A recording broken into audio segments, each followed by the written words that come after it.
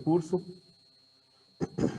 O B é o campo magnético, portanto, há aqui um ângulo qualquer, isto é um produto escalar, portanto, já tivemos a ver, portanto, isto fica B dl cosseno de alfa, em que o alfa será o ângulo que faz o B com o dl.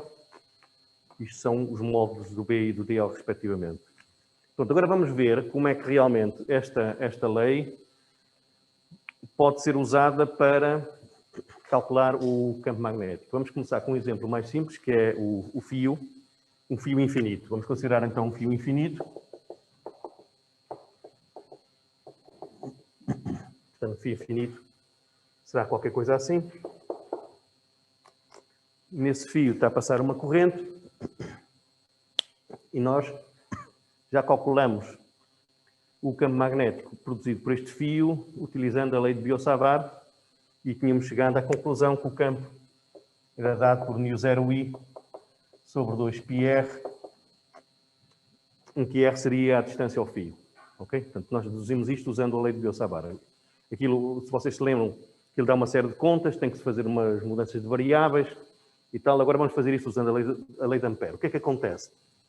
Para utilizar a lei de Ampère, portanto, vamos considerar aqui um ponto P qualquer, que está a uma distância r do fio, e vamos calcular, então, o campo magnético neste ponto. O que é que temos que fazer a primeira coisa? Para usar a lei de Ampère. Temos que ter uma ideia de como é que é o campo. Porquê? Que é para podermos escolher o percurso que nos interessa. Ok? Pronto. Nós já sabemos que um campo de um fio é um campo que fica circular, fica assim à volta. Portanto, eu vou desenhar aqui o campo.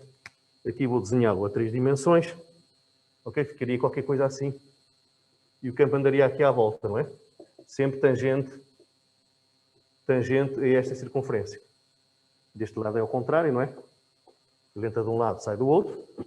Portanto, estou a ver o fio assim e estou a ver o campo magnético que está assim à volta do fio.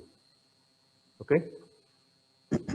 Portanto, se eu pedisse qual é a circulação do campo magnético ao longo de um percurso qualquer, ok? Se eu desenhar aqui um percurso que inclua o fio, vai ser μ0i, porque o fio, ok? Passava dentro dessa superfície. O que é que a gente tem que fazer? Temos que escolher um percurso que passa pelo ponto onde estamos a calcular o campo magnético. A primeira coisa é escolher o percurso. E o percurso tem que ser corretamente escolhido, porque se não for corretamente escolhido, nós não conseguimos fazer esta conta. Não é? Portanto, nós vamos partir daqui.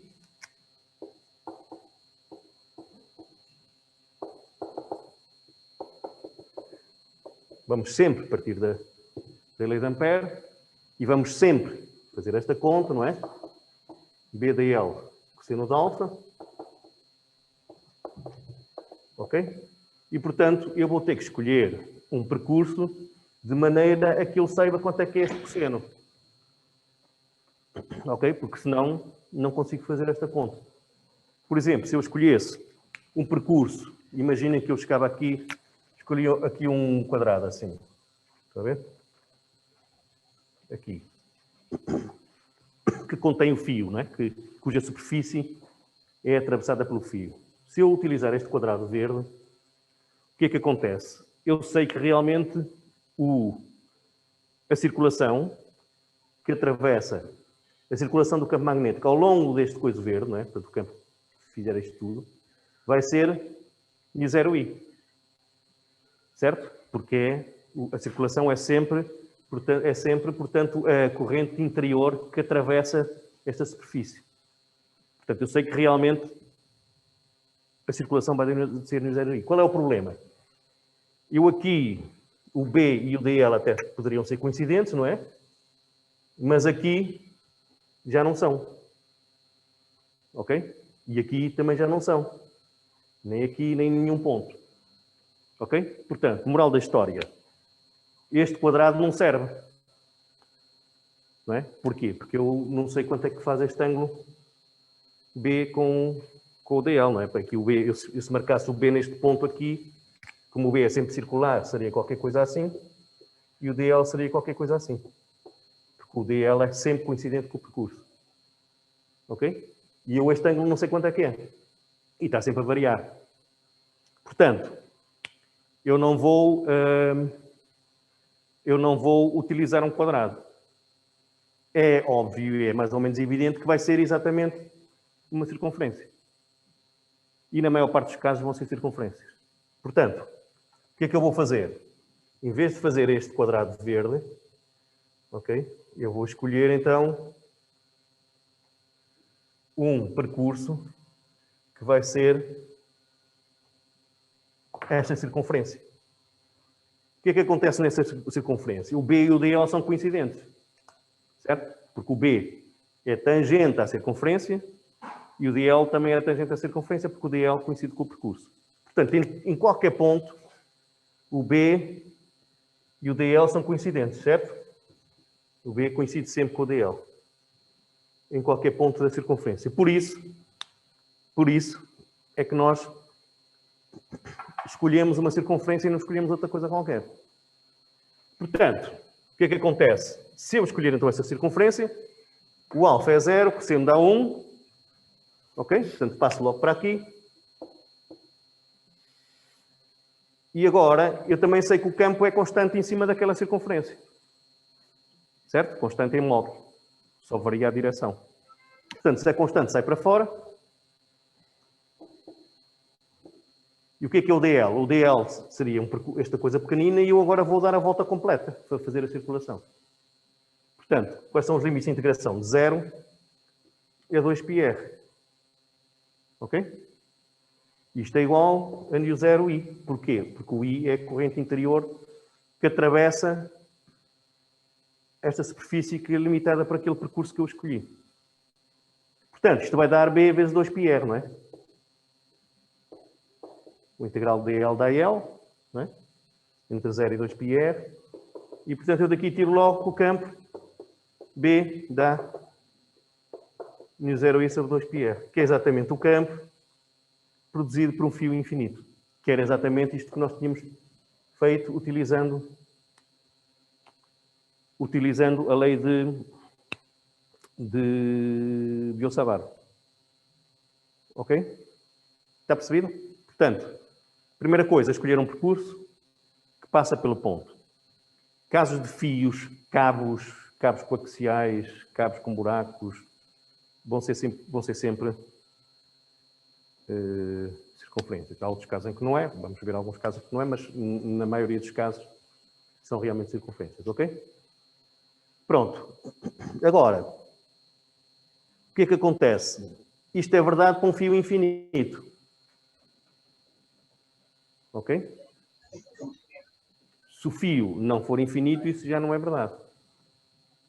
Certo? Portanto, nós vimos, quando fizemos a lei de Biot-Savart, calculamos aqui, nós fazíamos um DL aqui, não é? E havia um DL deste lado, ok? Eles iam-se de tal maneira a compensar que o campo magnético no fim ia dar sempre para lá. Ok? Ora, isto é verdade se o fio for infinito. Certo? Portanto, se este fio continuar, eu em qualquer ponto, se eu estiver a calcular neste ponto, acontece a mesma coisa. Eu olho para o fio, vejo um ponto de um lado e um ponto do outro. Simétricos sempre. Ok? Se o fio não for infinito, isso já não é verdade. E, portanto, o campo deixa de ser assim tão fácil de calcular. E aí temos que utilizar a lei de Biot-Savart. Ok? Portanto, no caso de fios, ou cabos coaxiais, a lei de Ampère pode ser usada só se eles forem infinitos. Ou no nosso caso, de serem muito grandes. Normalmente nós dizemos que o fio é muito comprido, não é? Comparado com esta distância. Portanto, se esta distância for muito pequena comparada com o tamanho do fio, isso é exatamente um fio infinito, do ponto de vista prático. Ok? Portanto, se o fio for semi-infinito, eu já não consigo utilizar a lei de Ampère. Ok? Tenho que utilizar a lei de Biot-Savart. Pronto, aqui vamos ver então várias situações. Não há dúvidas sobre isto? Sobre a utilização da lei em casa, toda a gente percebeu isto? Porque é que se escolhe uma circunferência? Ok? Pronto, eu agora vou pôr, por exemplo, Imaginem que eu tenho aqui 2 fios. Pode ser um fio assim, com corrente I, e outro assim. Pode ser a concorrente I também. Ok, vamos começar assim, uma coisa simples, ok? 2 fios paralelos. Estão assim os dois, ok? Para lá, as 2 correntes estão para lá do quadro. Vamos calcular o campo magnético, por exemplo, a uma distância x. Vamos imaginar que os fios estão a uma distância A um do outro. Vamos então calcular como é que é o campo magnético naquele ponto. Temos 2 fios, portanto, vamos ter que obrigatoriamente utilizar o princípio da superposição. Ok? Porquê? Se eu tiver só um fio, imaginem que eu tenho só este fio. Eu vou chamar este fio 1. E este fio 2. Imaginem que eu só tenho o fio 1. Se eu tiver só o fio 1, é fácil de ver que o campo aqui é para baixo, certo? Como é que eu faço isso? Meto um saca-rolhas a andar com a corrente. Ok? Saca-rolhas a andar com a corrente, anda assim. Portanto, o campo vai ser assim. Certo? Deste lado vai ser para baixo, deste lado vai ser para cima. Certo? Se eu tiver só o fio 1, utilizo a lei de Ampère, passo por aqui então uma circunferência. Portanto, vai ser aqui uma circunferência grande, ok? Com o centro no fio. Certo? Portanto, eu sei então que o campo aqui vai ser, eu vou chamar aqui B1, e então vou calcular o campo para o fio 1. Utilizo outra vez a lei de Ampère, ok? Só estou a ver este fio, passo aqui uma circunferência à volta do fio, ok? Porque o campo vai ser assim, não é? Vai ser tangente a esta circunferência. Portanto, utilizo a lei de Ampère, faço exatamente o que está aqui. Ok? BDL igual a μ0 corrente interior, BDL cosseno de alfa, que é este produto interno. Mais uma vez o alfa é 0. Fica BDL, mais uma vez o campo é constante. Ok? E chegamos exatamente à mesma expressão. Certo? Portanto, o campo aqui, o B1 é fácil de ver que vai dar μ0i sobre 2π A mais x, ok? Ok? Tá? Que é o campo de um fio. E vai ser para baixo. Certo? Portanto, este gap eu vou pôr aqui. Se eu quiser escrever isto, eu estou só a calcular o módulo, não é? Se eu quiser calcular o campo, escrevê-lo vetorialmente, eu vou desenhar aqui um sistema de eixos, pode ser este, por exemplo. X, Y, ok? E o Z para cá, ok? Utilizar um sistema de eixos convencional cartesiano. Portanto, o B1 seria, vou pôr aqui vetor, ficava aqui menos J, certo? Porque fica para baixo do eixo dos Y, ok? Pronto. Analogamente, eu posso calcular o campo produzido pelo 2, que vai ser a mesma coisa. Meto uma corrente a andar com o campo, meto um saca-rolhas a andar com a corrente, o campo vai ser assim, certo? À volta do fio. Portanto, deste lado também vai ser para baixo, certo?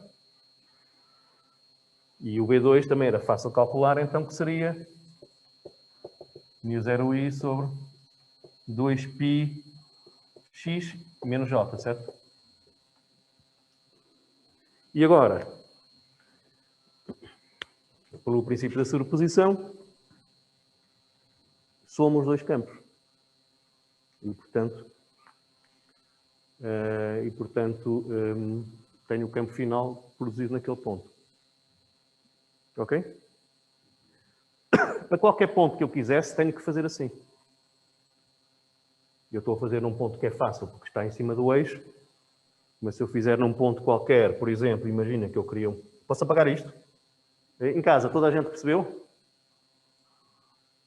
Sim. Sim. Sim? Pronto, então, se eu quisesse calcular, por exemplo, o campo noutro ponto, ok? Imaginem que eu queria calcular o campo, sei lá, neste eixo é fácil, não é? Neste eixo é fácil. Ok? Mas se fosse, por exemplo, sei lá, num ponto aqui qualquer, eu tinha que, não é? Tinha que somar, tinha que somar vetorialmente o campo produzido por cada um, não é? Portanto, para este fazia uma circunferência assim, certo? Portanto, para o campo 1 seria qualquer coisa assim. Vamos por aqui B1, certo? Para o campo 2, saca-rolhas, andar assim, seria qualquer coisa assim, não é? Certo? E agora tinha que somar estes dois vetores. Vetorialmente. Tinha que somar mesmo. Ok? Daria qualquer coisa, imaginem que dava qualquer coisa assim. Ok? Portanto, em cada ponto é sempre possível calcular. Portanto, tínhamos que saber estas distâncias, não é? Para saber estes ângulos, para saber os ângulos, para depois escrever os vetores segundo as suas componentes x e y e depois somá-los vetorialmente. Ok? Mas o raciocínio é exatamente o mesmo. Utilizamos na mesma o princípio da sobreposição e utilizamos na mesma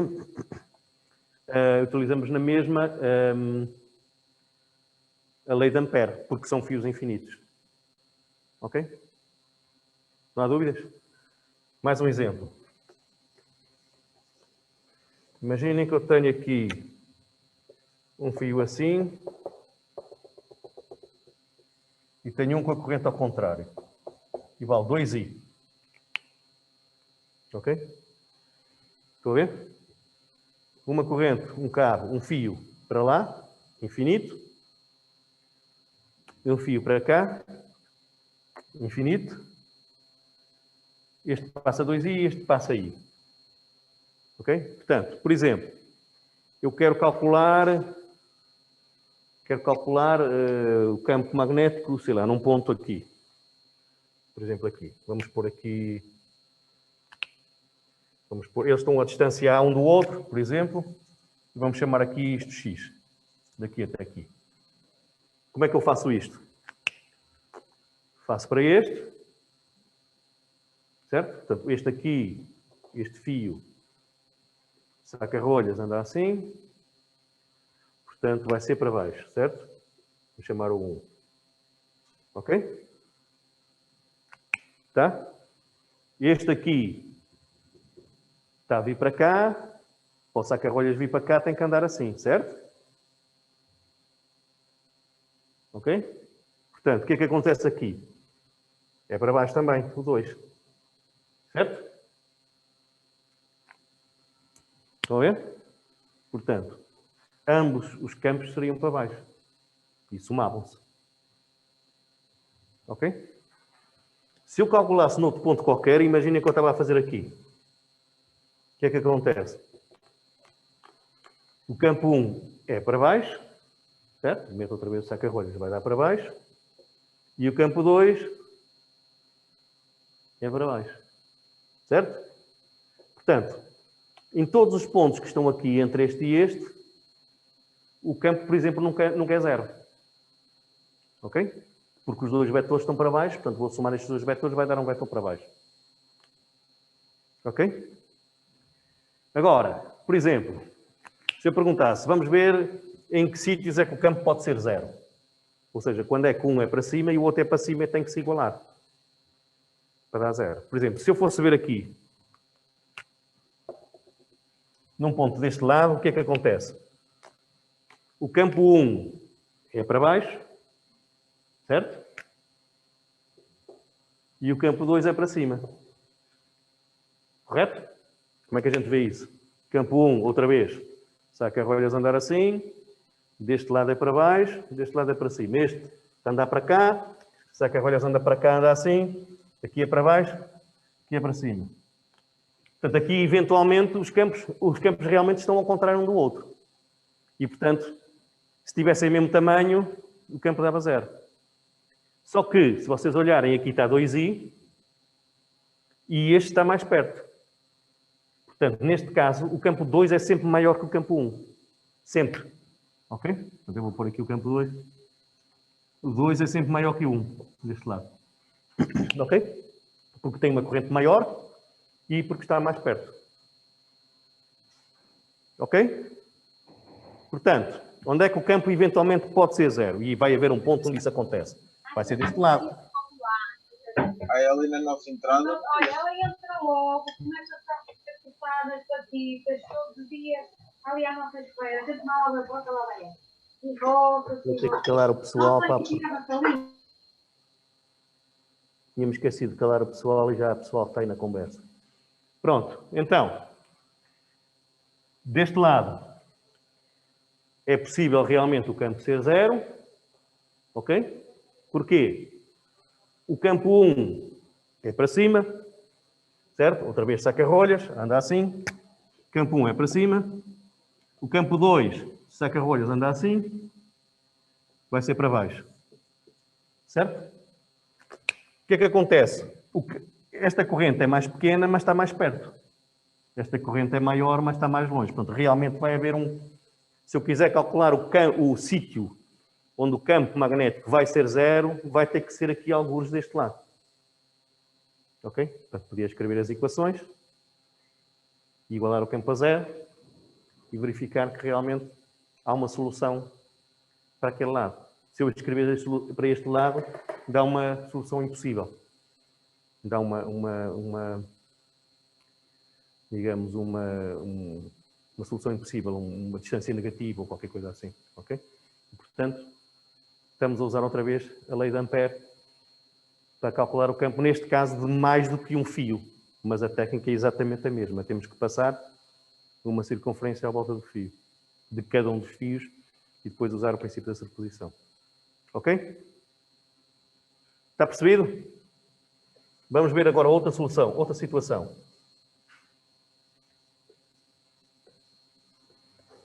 Portanto, para usar a lei de Ampère, para calcular o campo magnético, temos que desenhar um percurso. Se não conseguirmos desenhar um percurso, porque há situações em que realmente isso não é possível, temos que utilizar a lei de Biot-Savart. Ok? Vamos ver agora aquilo que vocês viram nas aulas práticas, que é um solenoide. O que é um solenoide? Um solenoide são várias espiras, todas coladas a seguir umas às outras, ok? E vamos ver um solenoide infinito. Ou melhor, não há solenoides infinitos, não é? Nem há fios infinitos. Tem que ter um comprimento muito grande. Ok? Quando comparado com o raio. Eu vou desenhar aqui um solenoide. Não o vamos chamar infinito, porque realmente ele não é infinito. Mas não interessa, de qualquer maneira. Vamos ter aqui uma coisa assim, ok? Este solenoide tem um comprimento L. Comprimento solenoide L. Tem aqui um raio das espiras que vale R. E então estamos a ver a situação em que L é muito maior que R. O que é que acontece nessa situação? Nós vimos que o campo produzido por uma espira, só para recordar, se eu pusesse só uma espira, nós sabemos que o campo aqui no centro vai ser assim. Certo? Foi o exercício que fizemos na última aula. Ok? Depois, aqui começam a fazer assim. Assim, as linhas de campo vão começar a ser assim. Ok? Agora, se eu puser outra espira aqui ao lado, eu vou, no fundo, estou a prolongar isto. Portanto, ponho uma espira, uma espira, uma espira, uma espira, uma espira, ok? O que é que vai acontecer? O campo aqui dentro vai ser assim. Porque aqui, o que é que acontecia aqui? Aqui, neste lado, as linhas de força fecham-se sempre. Fecham-se sempre sobre si próprias, ok? O campo magnético, linhas de força do campo magnético, são sempre assim. Se eu tiver expira, expira, expira, expira, expira, expira infinito, esta coisa vai continua, tem que dar a volta à expira, portanto, e portanto, basicamente, o campo aqui fica constante. Fica assim. Ok? Claro, quando ele se aproximar aqui do fim, há de fazer qualquer coisa assim. Certo? Para isto se fechar, esta linha de força, fazer assim. E fazer assim. Ok? Portanto, o que é que interessa aqui considerar? O campo magnético dentro do solenoide é sempre assim, paralelo ao eixo e é constante. Ok? Porque ele tem sempre mais uma espira e ele continua, tem mais uma espira, mais outra espira, continua. Ele só faz assim no fim das espiras, é que ele dá a volta para se fechar, ok? Portanto, num solenoide, o campo é paralelo ao eixo, solenoide infinito, paralelo ao eixo e constante. Ok? Portanto, V paralelo ao eixo e V constante. O que é que acontece depois? O campo está a ser assim, continua a haver espiras, o campo continua, se continuasse, continuava, continua, nunca mais acabava.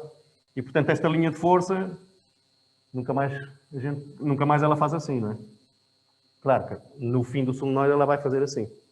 Ok? Mas esta linha de força, se o solenoide for muito grande, ela continua. Depois vai dar uma volta enorme, ok?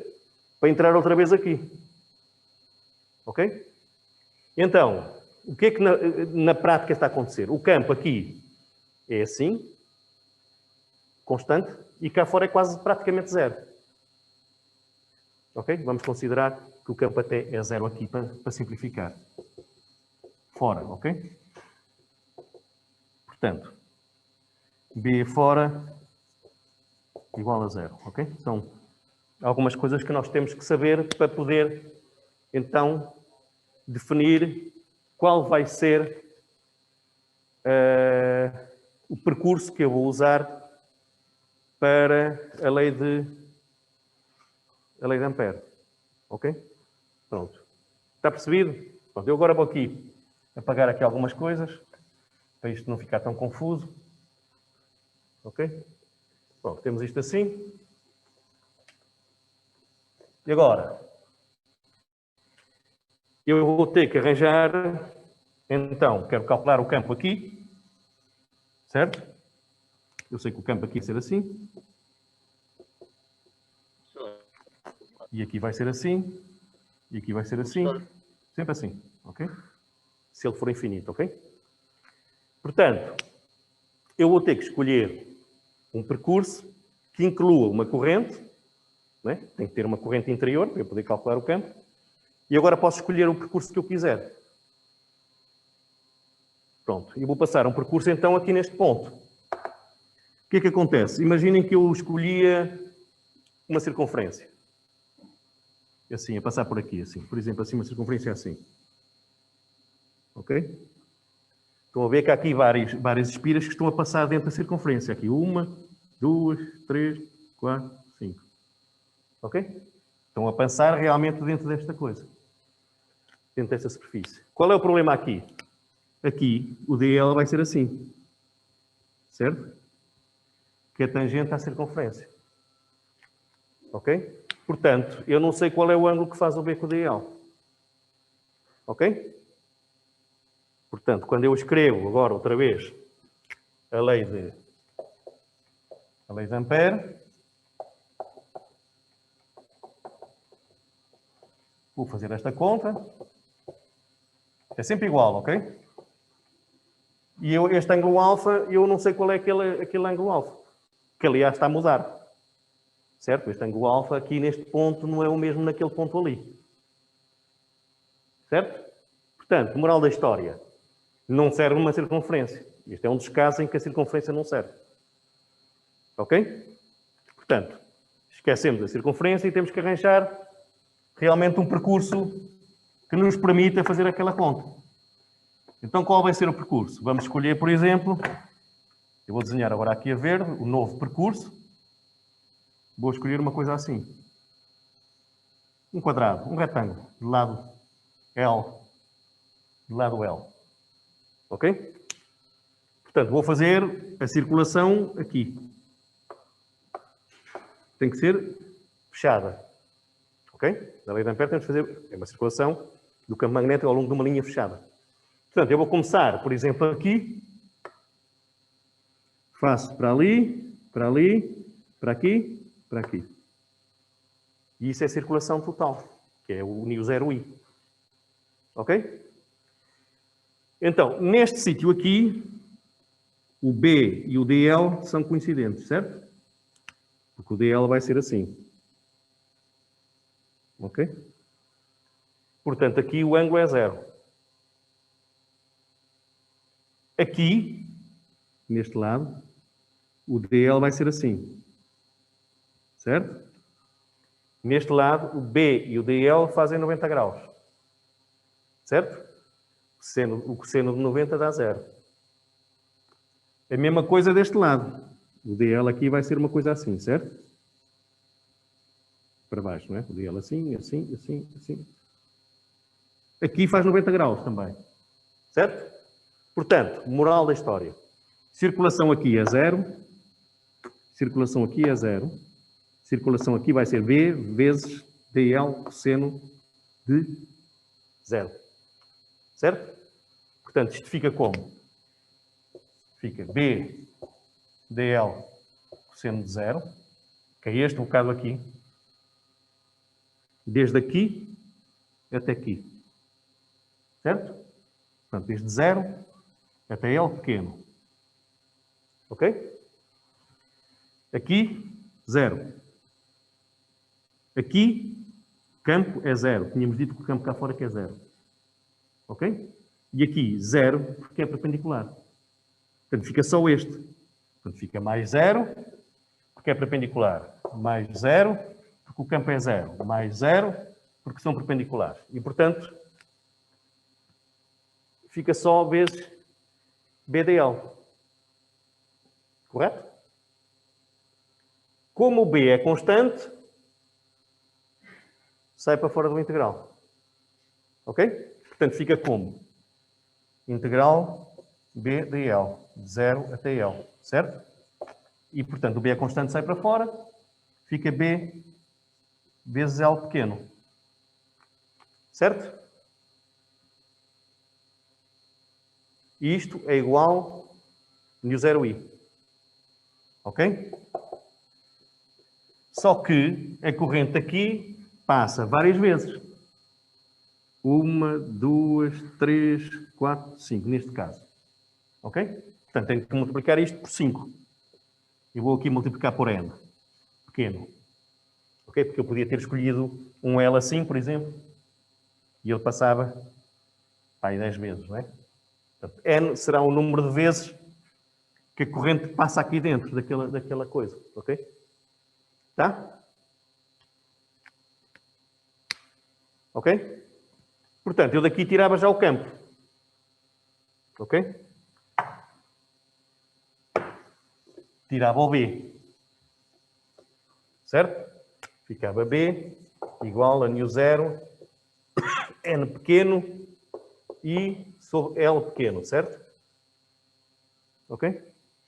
Qual é o problema aqui? É que cada um de nós pode escolher o L que quiser, não é?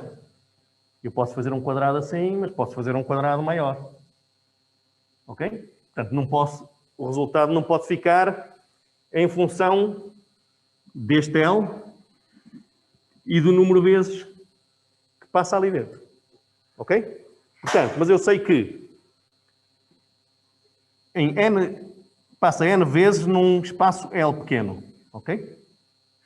Que seriam 5 neste caso. E o número de espiras total, que eu ponho n grande, passa no L grande. Portanto, o número de espiras total, portanto, eu digo, por exemplo, se nós tem 1000 espiras, ok? Seria este n grande. L é o comprimento total do solenoide. E eu daqui posso tirar quanto é que é o n pequeno e substituir naquela expressão. Ok? Portanto, eu daqui tiro que o n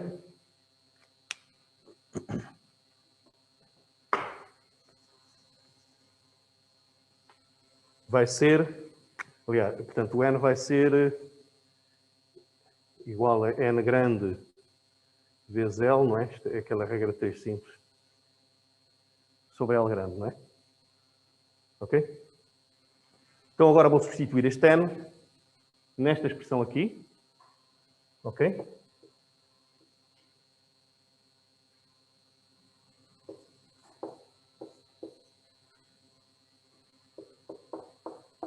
Ok? E obviamente o L vai cortar, tem que cortar. Ok? Isto vai dar μ0 NI sobre L, que é o campo dentro de um solenoide. Ok? É assim que se calcula um campo dentro de solenoide e é um exemplo de uma situação em que não podemos usar uma circunferência. Temos que utilizar um retângulo ou um quadrado, tanto faz. Ok? Portanto, aqui calculamos o campo do solenoide, que é exatamente aquele campo que estamos a utilizar no trabalho prático número 4. Portanto, nós sabemos qual é a corrente, não é? Portanto, no trabalho 4 nós medimos a corrente, sabemos o N sobre L, que está lá marcado, que é este valor aqui, que é não sei quantos mil. O μ0 é uma constante, calculamos o campo magnético. Ok? Está claro? Agora, realmente, o que é que acontece com o solenoide? Os solenoides não são infinitos, não é? Nós estamos a supor que ele é infinito para simplificar. Eu vou desenhar aqui agora um solenoide, ok? Muito comprido. Então já vimos que o campo que há de ser assim, certo? Portanto, vimos então que estas linhas de campo fazem assim e vão entrar assim aqui outra vez. Ok? Reparem que as linhas de campo são sempre fechadas. Sempre. No campo magnético. Contrariamente ao que acontecia com o campo elétrico. Nós no campo elétrico, se vocês se lembram, as linhas de força começam numa carga mais e acabam numa carga menos. Sempre. Vai sempre do mais para o menos. Portanto, elas não são fechadas. Começam no mais e acabam no menos. Aqui não. Como não temos cargas magnéticas, elas estão sempre fechadas. Não começam e acabam. Fecham-se sempre sobre si próprias. Ok? Portanto, esta linha de força aqui, por exemplo, haveria de ser uma assim também, não é? Estão a ver? As linhas de força do campo vão ser qualquer coisa assim. Só que elas estão muito concentradas aqui dentro. Porque o campo é muito grande aqui dentro comparado com cá fora. Por isso é que nós fazemos a aproximação que o campo é praticamente zero cá fora. Ok? É quase zero cá fora. Que é para poder fazer aquelas contas da lei de Ampère, porque senão não conseguimos fazer. Ok? Portanto, já vimos um fio, ou mais que um fio, já vimos um solenoide. Ok? Não há dúvidas aí em casa? O pessoal de casa está a perceber isto?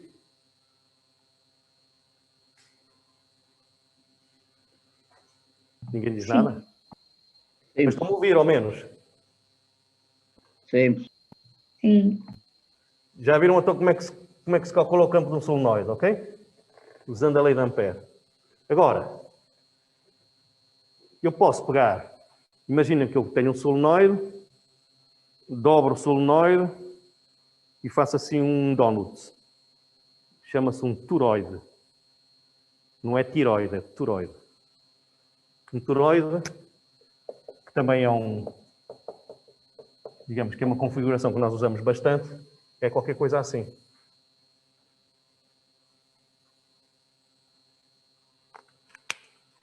É exatamente um donut.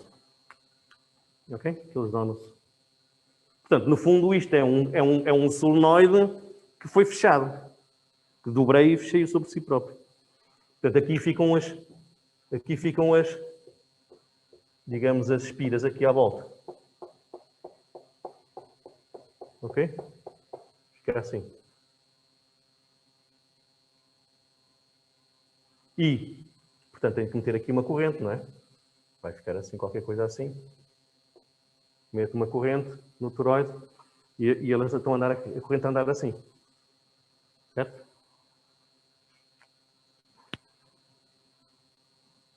Ok?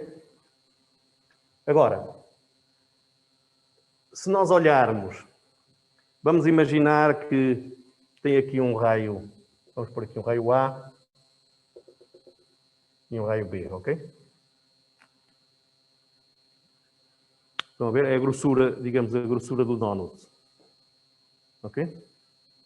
Vamos imaginar que este donut foi comprado ali numa boutique daquelas mais foleiras e o A é mais ou menos igual ao B. Quer dizer, é um donut muito fininho.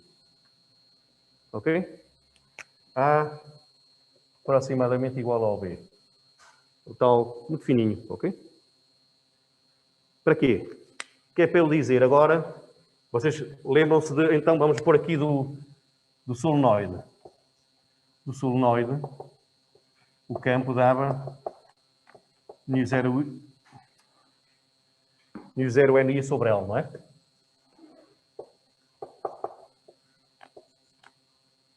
Isto era o campo do solenoide. O que é que acontece aqui? Isto é exatamente a mesma coisa. Certo? O que é neste caso o L? O L seria este perímetro todo. Ok? Que é 2πA ou 2πB. Por isso é que o A é mais ou menos igual ao B. Ok? E, portanto, no campo aqui seria μ0I sobre 2π, eu vou chamar R. Ok? O que é o R? O R seria uma distância qualquer aqui. Mas que é A ou B, porque eles são muito pequeninos. Ok? E, portanto, como é que vai ser o campo aqui dentro? Realmente vai ser um campo assim. Ok? Portanto, eu quando fosse fazer a lei de Ampère, fazia exatamente assim. Está a ver? Certo? Ok? E, portanto, estou a fazer aqui com raio R. Portanto, como é que ficaria se eu fizesse mesmo a lei de Ampère? Parte daqui, não é? Isto dá outra vez sempre a mesma coisa. B da L cosseno de zero, tal. O B é constante, sai para fora. Portanto, fica B vezes 2πr, certo? Que é percurso, igual μ0I vezes N vezes. Porque a corrente passa aqui N vezes dentro daquele percurso. Ok? E daqui tem o campo que dá exatamente este.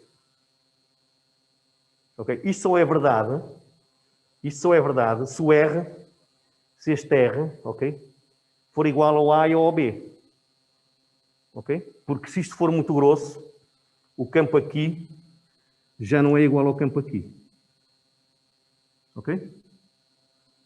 Está diferente e, portanto, não podemos utilizar a lei de Ampère. Professor, na expressão não falta multiplicar pelo N no B. Aonde? Na de baixo. Aí aqui falta, sim, tem razão. Ok, daqui tiramos B igual a μ0 NI sobre 2πr, que era exatamente este campo que tínhamos calculado a partir do solenoide, não é?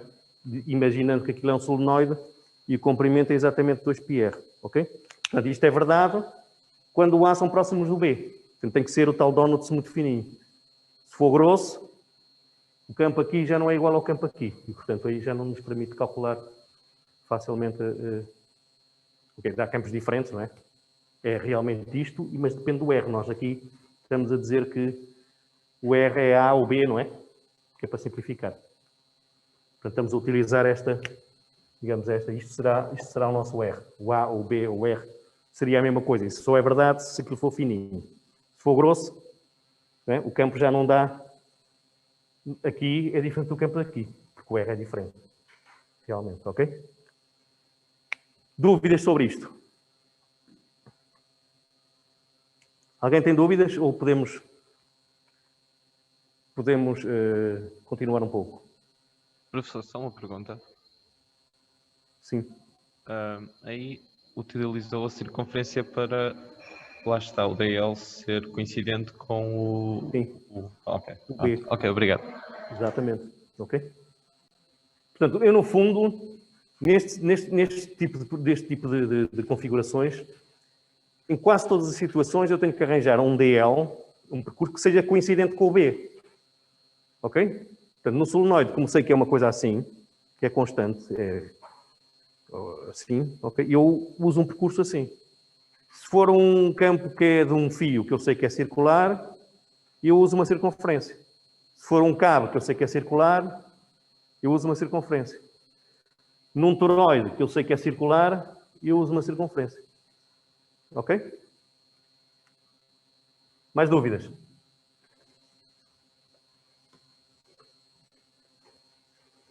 Então, agora vamos ver, vamos recordar o que é que acontecia com uma espira.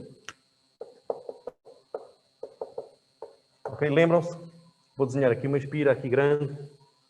Ok? Está a passar aqui uma corrente e nós calculamos o campo no centro. Ok? Lembram-se disso? Utilizamos a lei de Biot-Savart. E, utilizando a lei de Biot-Savart, realmente é muito fácil calcular o campo no centro. Lembram-se que o campo no centro, no meio vai ser assim, e depois começa a fazer aqui umas curvas que nem sequer são circunferências, são umas curvas quaisquer esquisitas, ok? Vai ser uma coisa assim, por exemplo. Estão a ver? Isto não são circunferências, ok? Portanto, se eu quisesse calcular o campo aqui, no centro, como nós fizemos, eu não consigo arranjar um percurso fechado em que o B seja coincidente com o DL. Certo? Portanto, eu aqui tinha que passar aqui um percurso. Que percurso é que eu vou fazer aqui? Imaginem. Imaginem que eu aqui faço uma circunferência. Se eu fizesse uma circunferência, vou fazer aqui uma circunferência, concentro aqui, por exemplo. Imaginem assim. Estava uma coisa assim. Por exemplo. Aqui, o B e o DL são coincidentes. Aqui, já não sei quanto é que é. Aqui, já não sei quanto é que é. Neste ponto, não sei quanto é que é. Neste ponto, não sei quanto é que é. Não são coincidentes. Fazem um certo ângulo. Ok? Portanto, não são constantes. Portanto, estou tramado. Portanto, esta é a razão porque, no caso de uma espira, obrigatoriamente tenho que usar a lei de Biot-Savart. Não consigo usar a lei de Ampère. Não consigo arranjar um percurso para fazer aquela conta. Certo? Portanto, sempre que aparecem espiras, temos que usar a lei de Biot-Savart para calcular o campo magnético. Sempre. Ou uma espira, ou meia espira, como nós vimos, ou quarto espira, ou qualquer coisa assim. Todas elas obrigam à utilização da lei de Biot-Savart e não é possível utilizar a lei de Ampère. Ok? Está claro? Pronto. Agora, posso apagar isto?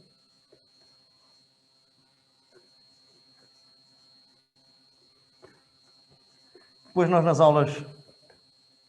nas aulas PNs aproveitamos para fazer outros exemplos, mas já agora vamos ver, por exemplo, um cabo. Pode ser um cabo. Um cabo assim, ok? Estou a ver um cabo cortado aqui, ok? Portanto, se é um cabo, tem uma corrente e assim. Estão a perceber o que é isto? É um cabo cuja corrente está a andar para lá, para dentro do quadro, mas em vez de ser um fio, é um cabo grosso. Ok? Tá? Vamos imaginar que isto tem um J. Ainda se lembra o que é o J, que é a densidade de corrente?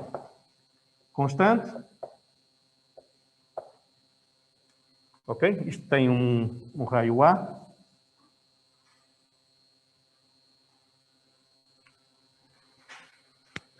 E, portanto, tem uma corrente total que passa aqui, que se chama I. Ok? Estão a perceber o que é que se pretende? Vamos tentar ver qual é o campo magnético que está, por exemplo, num ponto cá fora aqui. R. R maior que A.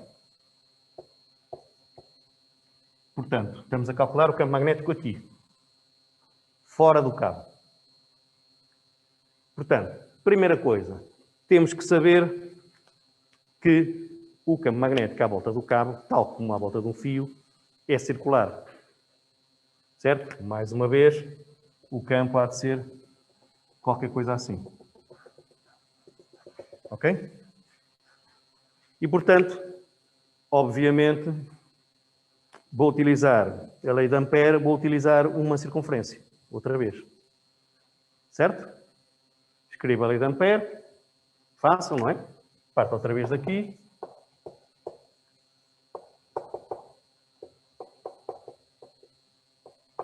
E interior, ok? Corrente que está dentro, passa aqui dentro do percurso. Ok? Portanto, o que é que acontece? O B é assim, certo? Saca-rolhas para lá, o campo vai ser assim. Certo? Aqui vai ser assim, vai ser andar à volta. É como o campo de um fio, é a mesma coisa. Certo? O DL é coincidente com o percurso, portanto já estamos a ver que eu vou escolher uma circunferência e o ângulo vai dar 0 e vai ser outra vez a mesma cena. Certo? Partimos outra vez exatamente da mesma coisa. Portanto fica BDL cosseno de 0, cosseno de 0 a 1, B é constante, sai para fora do integral, fica B integral de DL, e o limite de integração é outra vez, começa aqui, dá a volta, portanto vai ser de 0 a 2πr, certo? Igual, μ0. Qual é a corrente interior? Ou seja, qual é a corrente que está a atravessar esta superfície definida por este percurso? É esta corrente, certo? Só há corrente no cabo. Aqui não há corrente. Ok? Portanto, o corrente interior é o I. Certo? Isto vai dar B vezes 2πr igual a μ0I e já tenho aqui o campo B, que dá μ0I sobre 2πr. Certo? Que é exatamente o campo que nós calculamos para um fio. Certo? Portanto, fio ou cabo é a mesma treta. Ok? Portanto, o que é que nós agora aqui temos que fazer? Nós temos que, no fundo, sempre calcular qual é a corrente interior. É uma situação semelhante à que acontecia no campo elétrico, em que nós calculamos a carga interior. E aqui calculamos a corrente interior. Ok? Portanto, aqui não há dúvidas que aqui dentro deste percurso está esta corrente toda que está aqui. E, portanto, fazemos as contas. Fácil de calcular o campo magnético. Agora vamos calcular o campo magnético para R menor que A.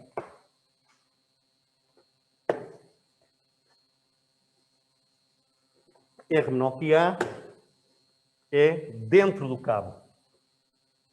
Ok? Dentro do cabo, por exemplo, o R seria aqui. Certo? O que é que eu vou fazer? É a mesma coisa. Passa aqui um percurso. Certo? Como é que vai ser o B? Exatamente igual. Só que, qual é a diferença? A corrente interior é só esta que está aqui dentro. Portanto, é mais pequena do que o I. Porque o I atravessa isto tudo. Eu tenho que calcular esta corrente que está aqui. Eu vou pintar aqui a vermelho. Ok? Que é esta corrente aqui. Que é menor que o I. Eu vou chamar I', ok? Portanto, já estamos a ver que I' é menor que o I. Certo? Portanto, tudo o resto fica igual. Esta parte fica sempre a mesma coisa. B sai para fora. DL integral DL 2πr. Portanto, esta parte dá sempre a mesma coisa, que é B, neste caso, igual a μ0 e eu agora vou pôr aqui I'. Certo? Porque é a corrente interior. I' é a corrente vermelha. Ok? Está claro? Portanto, eu agora só tenho que calcular esta corrente que está aqui dentro. Certo? Então, se eu sei que o J é constante, o que é igual ao J? aliás, vou escrever a corrente é igual, lembram-se disto, JDS. Se o J fosse constante, sai para fora. J vezes S. Ok? Portanto, se eu quiser calcular o J, vai ser o I total a dividir pela superfície total. Certo? Portanto, vai ser o I a dividir por πa², certo? Ok? Isto é o J. Quanto é que é este I' que está aqui? Eu vou calcular. Vai ser o J, que é constante, que é sempre o mesmo, que é este que está aqui, vezes esta superfície aqui, que é πr². Certo? Portanto, fica J vezes, eu vou chamar S', o J vou substituir, I sobre πa², e o S' vai ser πr². Ok? Tá? E, portanto, já estamos a ver que realmente este I', o π corta, vai ser mais pequeno. Porque o R é mais pequeno que o A. Certo? E, portanto, daqui, substituo I' dali e calculo o campo. Portanto, ou seja, eu tenho sempre que calcular a corrente interna, corrente interior. Certo? Portanto, quando eu tenho um cabo e estou a calcular o campo aqui, eu passo o percurso e só conto esta corrente. Não conto o I total. Quando eu calculei cá fora, era o I total que estava cá dentro. Que é uma situação diferente. Ok? Dúvidas em casa?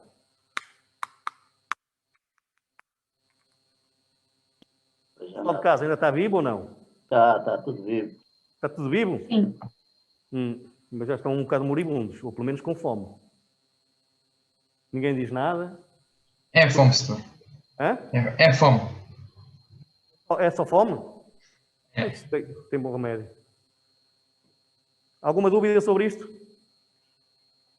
Portanto, vamos ver que agora a maior parte dos exercícios que nós vamos fazer resumem-se ao cálculo da corrente interna, que é muito parecido com o campo elétrico, no campo elétrico era a carga interna, aqui é a corrente interna. E a corrente interna vai ser calculada, no fundo, sempre a partir daqui. Ok? Por isso é que o J é muito importante. Se o J é constante, sai para fora, fica assim. Se não for constante, não pode sair para fora. Mas podemos calcular na mesma corrente. Ok? Tá? E o J, o que é que acontece? Então, se temos um cabo assim, ok? Vamos imaginar que temos um cabo assim, raio A, e temos um J que não é constante. Ok? Agora vamos pôr um J, por exemplo, igual a 2R. R é a distância ao centro. O que é que isto quer dizer? Que o J depende do R. Não é constante. Portanto, não posso fazer aquilo. Certo? Portanto, tenho que partir desta expressão. Se eu quero calcular uma corrente, fica a integral de J ds. O J não pode sair para fora.